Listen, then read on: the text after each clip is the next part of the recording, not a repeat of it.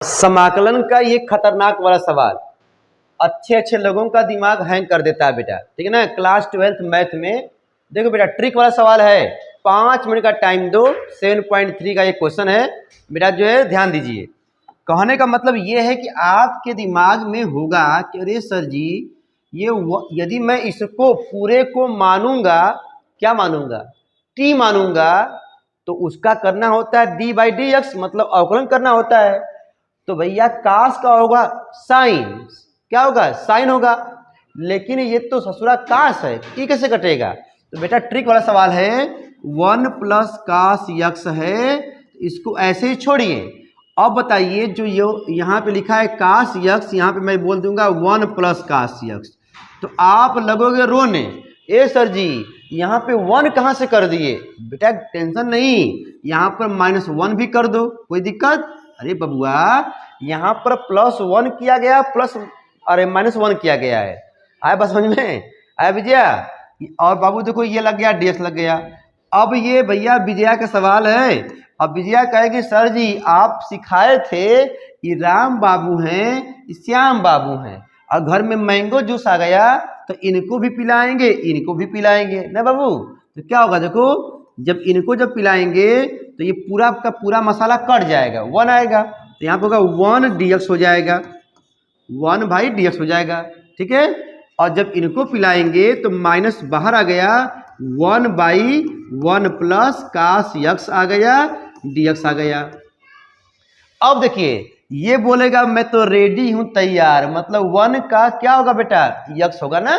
ये तो भाई हो गया, देखो इसका तो भाई काम बन गया। 1 dx का क्या होगा बेटा, आर के वाले बच्चे कितना होगा, यक्स हो जाएगा। लेकिन सर जी ये मामला फंसाया हुआ है कि इसको कैसे सॉल्व करें। तो याद करिए, आप लोग बेटा पढ़े होंगे चैप्टर 2 में, cos 2x का 3 फार्मूला भाई होता था। इस 1 को यदि काटना है, 1 को काटना है, आगे प्लस लिखा होता है तो क्या लिखते हो, प्लस क्या लिखो बता, 2 cos², ठीक है, यक्स होता है, -1 होता है। लेकिन सर जी यहाँ पे cos 2x नहीं है, यहाँ पर cos यक्स है, एक यक्स है, तो यहाँ पर /2 कर देंगे, मतलब 2 cos² x/2।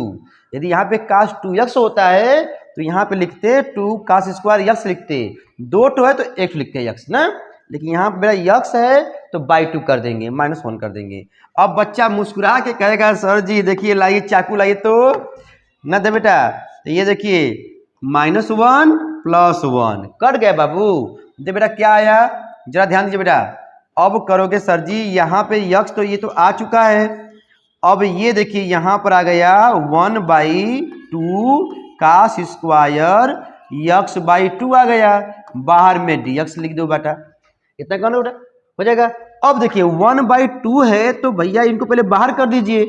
जब इनको बाहर करोगे मेरे प्यारे, देखिए तो क्या होगा, तो ये देखो यक्स बाबू तो ये तो पहले से था, 1/2 देखो बेटा बाहर हो गया। अब देखिए ये नीचे लिखा है cos², क्या लिखा है बेटा, नीचे लिखा है cos² ना, तो ऊपर क्या होगा बताओ भाई, ऊपर हो जाएगा sec² x हो जाएगा, पता है ना।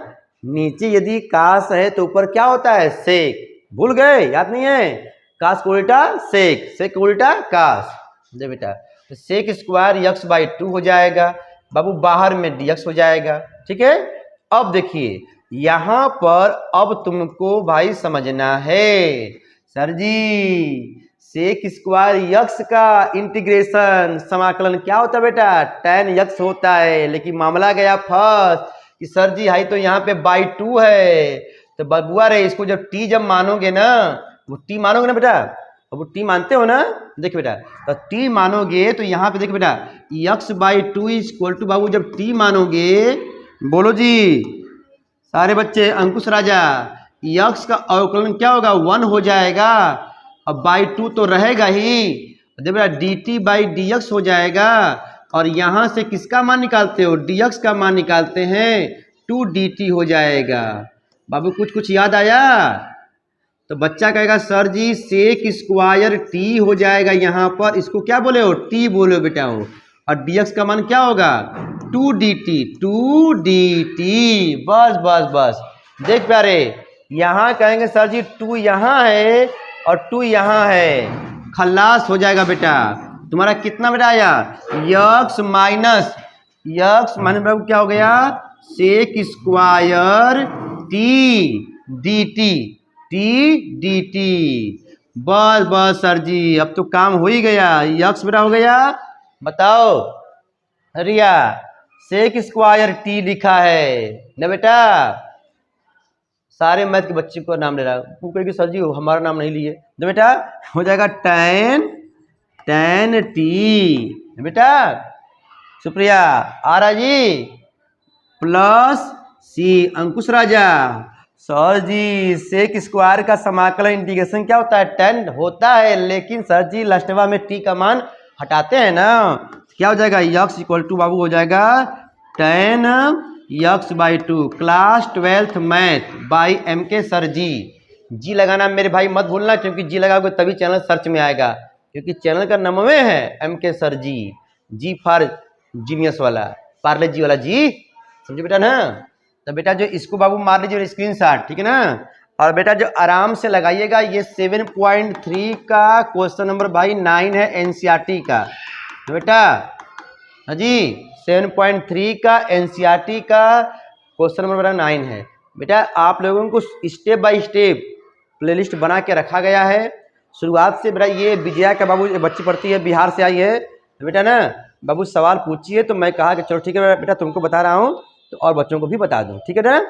तो छोटे छोटे सवालों में आपको बेटा वीडियो बनाया जा रहा है, मन करेगा बेटा तो लाइक वाइक घंटा घंटी दबा देना बेटा, ठीक है। चलो बेटा बाय बाय।